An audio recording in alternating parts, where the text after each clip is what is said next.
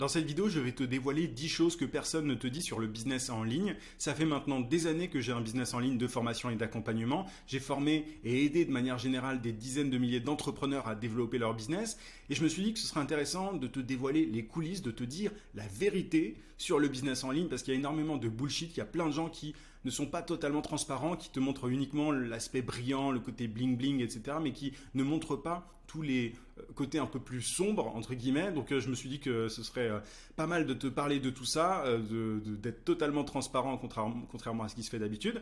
Juste avant de te parler de ces 10 choses que personne ne te dit sur le business en ligne, je t'invite à mettre un gros pouce sous la vidéo pour me montrer que ce sujet te plaît, te parle, et puis ça permet évidemment de soutenir mon travail. Abonne-toi également à la chaîne si ce n'est pas déjà fait. J'ai des centaines de vidéos sur la vente, sur le marketing, sur l'entrepreneuriat de manière générale, donc ça risque de te plaire. Active la cloche de notification aussi pour ne pas rater mes prochains contenus. Je publie une vidéo par semaine.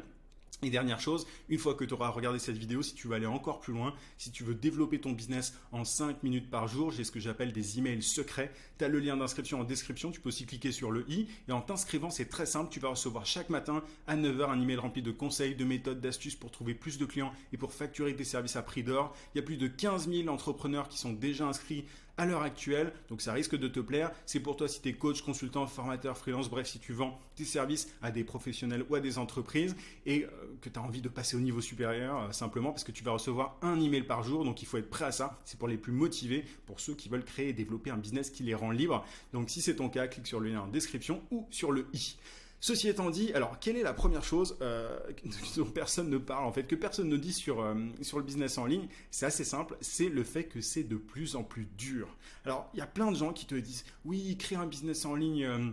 De formation, de coaching, d'affiliation, etc. Tu verras, c'est pas compliqué, etc.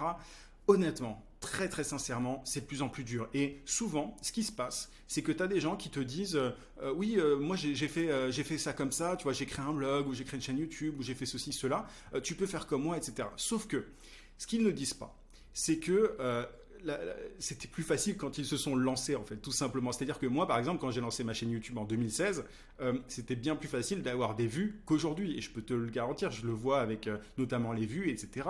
Et c'est le cas chez tout le monde. C'est le cas chez absolument tout le monde. Donc il faut savoir que le business en ligne est de plus en plus dur parce que de plus en plus concurrentiel, il y a de plus en plus de gens sur le marché.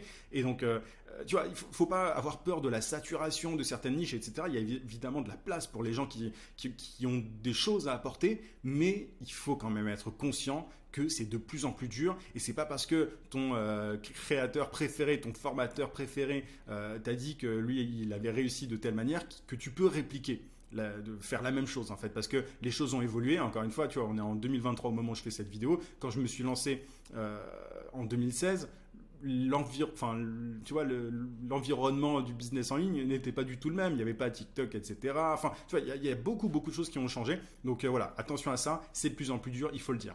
Un autre truc, c'est le côté business, enfin revenu passif. Il y a en réalité très peu de business en ligne qui sont réellement passifs. On peut générer des revenus passifs, tu vois, par exemple, moi, avec mes vidéos YouTube, je génère des revenus passifs dans le sens où, même si je ne fais pas de vidéos, j'ai des vidéos qui sont vues et YouTube me paye parce qu'il y a de la publicité qui est placée sur mes vidéos. Donc ça, c'est un revenu passif. Tu peux aussi faire des revenus passifs grâce à l'affiliation, etc. Mais bon, déjà, il faut énormément de boulot avant d'en arriver là, avant de réussir à générer des revenus passifs, tu vois, avant d'avoir des affiliés, etc. Il faut énormément de boulot, notamment sur la partie trafic. Tu dois créer beaucoup de contenu ou faire de la publicité, ou tu vois, bref. Et même quand tu as des choses qui tournent bien, il faut les alimenter. Parce que si, évidemment, il y a des exceptions. Il y a des personnes qui arrivent à par exemple, ranker un site sur certains mots-clés, tu vois, un blog, et qui génèrent des ventes grâce aux liens affiliés, etc. Bien sûr que ça se fait. Mais il y a beaucoup de travail en amont. Et même, tu vois, le SEO, le référencement naturel, ça change régulièrement. L'algorithme de Google change. Donc, il faut quand même mettre à jour certaines choses. Tu peux déléguer des éléments pour pouvoir avoir le moins de choses possible à faire, mais il y a très peu de business qui sont réellement passifs. Tu vois, il faut vraiment le comprendre. Ce qu'il y a de plus passif, de manière générale, c'est l'investissement, tu vois, dans des ETF. Où j'ai fait une vidéo sur le sujet, si ça t'intéresse, mais il y a on peut générer des revenus passifs, mais voilà, il ne faut pas dire que le business en ligne peut être 100% passif, c'est faux, ou à de très très rares exceptions.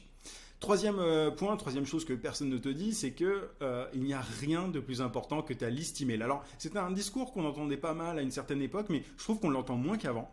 Et il faut savoir que, alors il y a une expression, c'est l'argent est dans la liste. Quand on a un business en ligne, le plus important, c'est d'avoir des abonnés à sa liste email, des abonnés qualifiés. C'est pas forcément une question de volume, tu vois. Tu as des gens qui ont plein d'abonnés et qui ne sont pas, qui n'achètent pas derrière, mais l'idée c'est de faire grossir ta liste email avec des prospects qualifiés.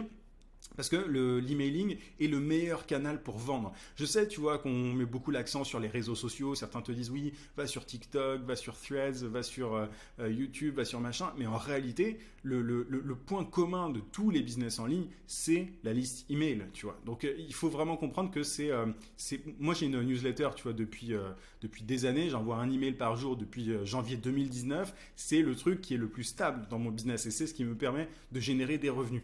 C'est ce dont je te parlais, tu vois, mes emails secrets. Ça fait des années maintenant que je les envoie. Et c'est pour ça que j'ai mis le gros de la valeur que j'apporte dans ces emails secrets. Évidemment, il y a mes vidéos YouTube, mais ensuite, j'invite les gens qui veulent aller encore plus loin à s'inscrire à mes emails secrets parce que vraiment mon meilleur contenu se trouve dans ces emails secrets. Donc il faut vraiment savoir que si tu veux monter un business en ligne de formation, de coaching, etc., il faut faire grossir ta liste email. L'idée c'est de renvoyer un maximum de personnes vers cette liste email et d'avoir une newsletter. Alors tu n'es pas obligé d'envoyer un email par jour comme moi, mais c'est bien d'avoir des emails réguliers, tu vois, au moins 3 par semaine pour pouvoir apporter de la valeur régulièrement à tes abonnés, vendre tes produits, tes services, etc. Mais je trouve qu'on ne met pas forcément assez l'accent là-dessus. Autre chose que personne ne te dit, c'est qu'il y a des tonnes de compétences à avoir. Alors, tu vois, moi, je ne peux même pas compter le nombre de choses que j'ai apprises depuis que je me suis lancé, que ce soit le SEO, la publicité payante, le copywriting, la vente, tu vois, même un peu de code sur certains trucs. Enfin, t'es obligé, en fait, pour faire tourner un business en ligne, de connaître énormément de choses. Alors, tu n'es pas obligé d'être un grand technicien. Moi, je ne suis pas un grand technicien. Je ne sais pas coder de base. J'ai des notions. Mais il faut savoir que tu es obligé d'apprendre énormément de choses. Et l'idéal, c'est d'être un autodidacte. Alors, il faut se former. Tu vois, moi, je me forme régulièrement. Je me suis formé aussi pour lancer mon business. Mais il faut être capable d'apprendre par soi-même et tu vois, de mettre les mains dans le cambouis et d'avoir une palette de compétences assez importante. De ne pas être bloqué en disant oui, mais moi, je ne suis pas bon là-dedans, etc. Je considère, moi, que quand on a un objectif de monter un business en ligne à succès, on ne doit pas avoir peur de se frotter à tu vois, au copywriting, à la vente, au marketing, etc. C'est ultra important. Et aujourd'hui, tu vois, si je retournais dans le salariat, c'est pas prévu, hein, je te rassure, mais je sais que, tu vois, ne serait-ce que quand j'échange parfois avec certaines startups qui veulent faire des partenariats, par exemple, je me rends compte qu'en termes de compétences, je veux dire, j'ai appris tellement de choses que tu vois, souvent la personne qui doit me parler de marketing dans une startup, il faut qu'elle soit très calée parce que j'ai beaucoup d'expérience sur le sujet, parce que j'ai pratiqué en fait, j'ai pas fait d'école de marketing, de commerce, etc. Mais j'ai pratiqué et sur le terrain, on apprend énormément de choses et c'est nécessaire pour monter un business qui marche bien. Autre chose que personne ne te dit, c'est qu'il est de plus en plus difficile de ne vivre que de la vente d'infoproduits. Alors évidemment qu'il y a des gens qui ne vendent que des formations. Moi, ça m'arrive de vendre que des formations pendant un moment. Mais de plus en plus, pour pouvoir notamment tu vois, compenser l'augmentation du coût de la publicité, il faut être en mesure de proposer de l'accompagnement, tu vois, à un tarif plus élevé, un tarif plus haut de gamme. Moi, c'est un truc que j'aime beaucoup, que je fais depuis un moment et du coup, ça me dérange pas du tout. J'ai pas du tout envie de vendre que des formations parce que je considère que il faut aussi pouvoir pratiquer. Moi, je fais pas partie de ces, tu vois, de ces formateurs qui ne font que former. J'aime bien pratiquer. Alors, je forme pas que des formateurs, mais tu vois, donc des indépendants de manière générale qui vendent leurs services. Et pour moi, c'est ultra important de pratiquer, d'accompagner des gens. Et en plus de ça, c'est un truc qui est utile pour un business en ligne parce que ça permet d'augmenter le panier moyen. Il y a des gens qui ont un budget de 50 € qui vont acheter une formation à 50 € et d'autres qui sont prêts à mettre 5 000 € pour se faire accompagner dans la durée. Et du coup, ça peut te permettre de faire de la publicité, d'amortir le coût et de la rentabiliser. Alors que quand tu vends par exemple que des produits à 100 €, même 200 €, c'est pas évident de rentabiliser la publicité parce que le coût de la pub Facebook, de la pub YouTube, etc. augmente. Donc voilà, c'est bien d'avoir une palette de produits. Alors certains parlent de modèles ascendants, tu vois, certains te disent il faut que tu aies un truc gratuit, un truc à 30 balles, un autre truc à 200, un autre truc à 1000, un autre truc à 5000. Il n'y a pas besoin d'avoir des tonnes et des tonnes et des tonnes de produits et services différents, mais c'est bien d'avoir différentes gammes de prix pour pouvoir aider les personnes en fonction de leur budget. Tu vois, il y a des personnes, encore une fois, qui n'ont pas beaucoup de budget à mettre et d'autres qui ont beaucoup plus de budget, qui veulent aller plus vite, qui sont prêtes à investir sérieusement. Donc voilà un petit peu pour ce point-là, mais fais attention, ne cherche pas à vendre que des formations. Je sais que c'est le rêve de beaucoup de gens, mais tu vois, cette idée selon laquelle on peut très bien gagner sa vie en vendant que des formations. Alors, encore une fois, je ne dis pas que c'est impossible, mais avec le temps, c'est important de diversifier un petit peu ses offres pour pouvoir compenser le coût de la pub, pour pouvoir compenser aussi la concurrence qui est grandissante, etc. etc. Autre point, alors j'ai perdu le fil, hein, mais je ne sais plus si c'est le sixième ou quoi, il faut savoir que c'est un monde de requins. Et qu'il faut un très bon avocat. Moi, tu vois, je compte même plus le nombre de fois où on m'a pompé certains textes de vente, certains noms de formation, etc. Et en général, celui qui s'en sort le mieux, c'est celui qui a le meilleur avocat. Alors moi, j'ai un très bon avocat et je suis très content, j'en ai même plusieurs. Mais et franchement, jamais j'aurais imaginé devoir en arriver là, tu vois, de devoir mettre des mises en demeure, d'envoyer des mises en demeure, etc. Mais en fait, si tu le fais pas, si tu ne montres pas que tu protèges vraiment ton travail et que tu es prêt à aller jusqu'au bout, t'en as qui abusent. Et bon, moi, à chaque fois, ça s'est bien terminé, tu vois.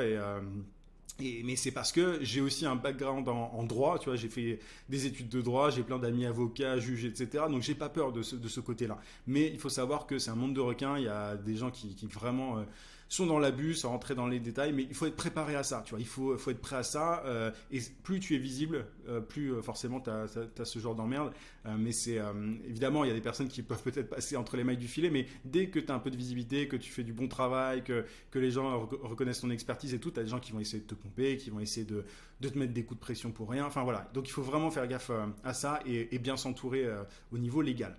Autre point, alors ça fait toujours rire. Tu vois, on parle beaucoup de liberté par rapport au business en ligne et tout, et c'est le cas. Moi, je me sens extrêmement libre. Maintenant, il faut quand même être très au clair sur une chose, c'est que bon, tu as des clients que tu dois satisfaire, évidemment, il faut que tu délivres tes promesses. Donc, d'une certaine manière, tes clients sont tes patrons. On peut un peu voir ça comme ça. Maintenant, c'est une autorité qui est diluée dans le sens où tu as plein de clients quand tu as un business en ligne. Donc ça va, tu vois, même si tu as un client qui t'embête ou qui te saoule, c'est pas grave s'il part parce que tu en as d'autres.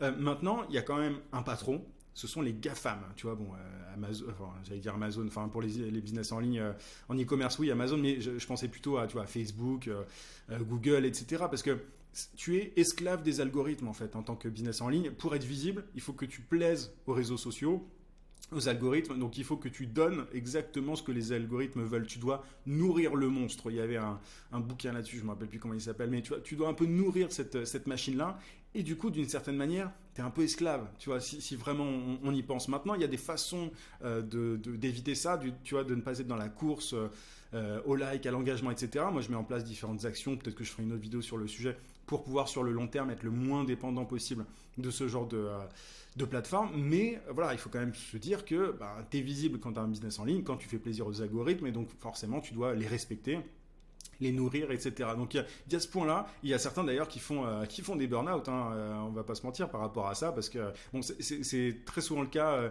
chez certains youtubeurs, notamment. Ils n'ont pas un business en ligne. Enfin si, d'une certaine manière ils en ont un parce qu'ils sont payés par la publicité, mais tu vois, même dans des business en ligne auxquels on pense un peu plus, du style formation, accompagnement, tu as des personnes qui font des burn-out, qui en peuvent plus parce que ils doivent créer du contenu, nourrir le monstre, et ça peut être épuisant quand on met pas les bonnes choses en place. Autre chose que personne ne te dit, c'est le fait que 99% des clients, alors c'est pas un chiffre scientifique ou quoi, et c'est pas un truc que j'ai vérifié, mais enfin l'écrasante majorité des clients n'appliquent pas tes conseils. Quand tu es formateur ou que tu fais de l'accompagnement, il faut savoir que 99% des clients enfin c'est surtout vrai pour les formations d'ailleurs. Quand tu vends des formations, tu as une minorité qui applique les conseils et donc il y a des résultats. Et ça, en fait, tu n'y peux rien en tant que formateur, même si tu mets beaucoup l'accent là-dessus. Moi, je mets énormément l'accent sur le fait que les formations que je vends doivent être appliquées, mises en application, etc. Sinon, les gens ne vont pas avoir de résultats, mais tu as beaucoup de gens qui achètent, qui accumulent de l'information et qui n'en font rien. C'est malheureux. Si toi, tu es vraiment drivé par l'aspect impact, si tu as envie d'avoir le plus gros impact possible auprès des gens, tu vois, dans ton domaine, l'idéal, c'est quand même de faire de l'accompagnement parce que c'est en prenant les gens par la main que tu peux les aider au mieux à avoir des résultats. Donc, tu vois, je te disais tout à l'heure que c'était bien d'avoir une gamme d'offres assez variées pour pouvoir augmenter le panier moyen, etc. Mais même au niveau de ton impact, moi, c'est la raison, c'est l'une des grandes raisons pour lesquelles je fais ça.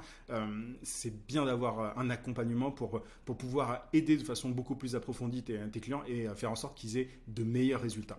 Neuvième chose que personne ne te dit, c'est qu'il y a une véritable... Alors, ça, je l'ai un peu dit, tu vois, finalement, donc je vais passer assez rapidement, mais il y a une véritable pression à créer du contenu sans arrêt. Donc, je te disais que, tu vois, les réseaux sociaux les GAFAM sont tes patrons, tes esclaves des algorithmes, etc. Mais en fait, il faut savoir que selon les réseaux, par exemple sur un réseau comme TikTok, si tu t'arrêtes de créer du contenu, bah, tu n'as plus de lead, tu n'as plus de visibilité. Enfin, tu vois, la durée de vie d'une vidéo sur un réseau comme TikTok est extrêmement courte. Donc en fait, il y a une espèce de pression à créer du contenu sans arrêt et c'est pour ça, encore une fois, c'est lié à ce que je te disais avant, mais c'est pour ça qu'on se sent un peu parfois prisonnier des GAFAM, un peu esclave des algorithmes. Mais je vais passer rapidement parce que c'est lié, tu vois, j'ai un peu spoilé la suite précédemment. Et dernière chose que personne ne te dit, c'est qu'il y a énormément de commentaires malveillants.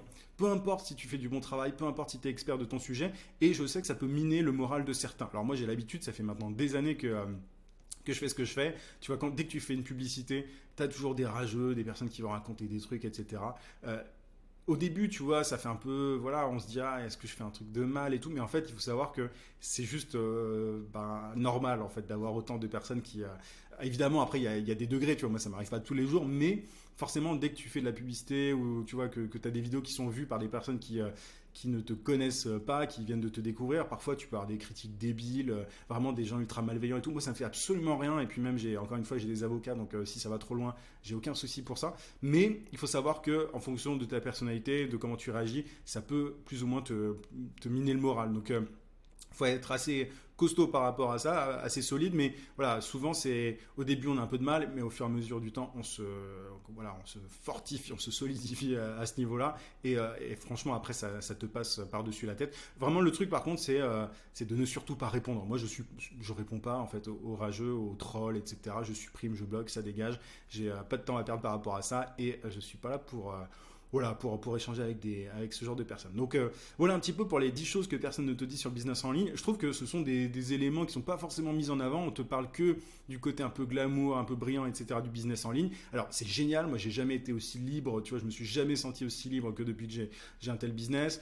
J'ai la vie que je veux, tu vois, enfin je veux dire, je fais tout ce que je veux, je suis super heureux, mais je pense que c'est bien quand même de mettre un petit peu en avant les côtés un peu plus obscurs, entre guillemets, parce que il faut être prêt à se battre un petit peu pour pouvoir et à surmonter certains obstacles pour atteindre ses objectifs. J'espère que cette vidéo t'a plu. N'hésite pas à me dire si toi tu as un business en ligne et que j'ai oublié un truc, s'il y a d'autres choses que tu vois que personne ne dit sur le sujet, ça m'intéresse de le savoir. Mets un pouce si la vidéo t'a été utile, si elle t'a plu, ça permet de montrer que je peux faire d'autres vidéos sur le même sujet. Et je te rappelle que si tu veux aller encore plus loin, suite à cette vidéo, si tu veux développer ton business en 5 minutes par jour, mon meilleur contenu se trouve dans mes emails secrets. Donc clique sur le lien en description ou sur le i, et en t'inscrivant, tu vas recevoir tous les matins à 9h mes meilleurs conseils pour développer ton activité. Je te souhaite plein de succès et je te dis à très vite.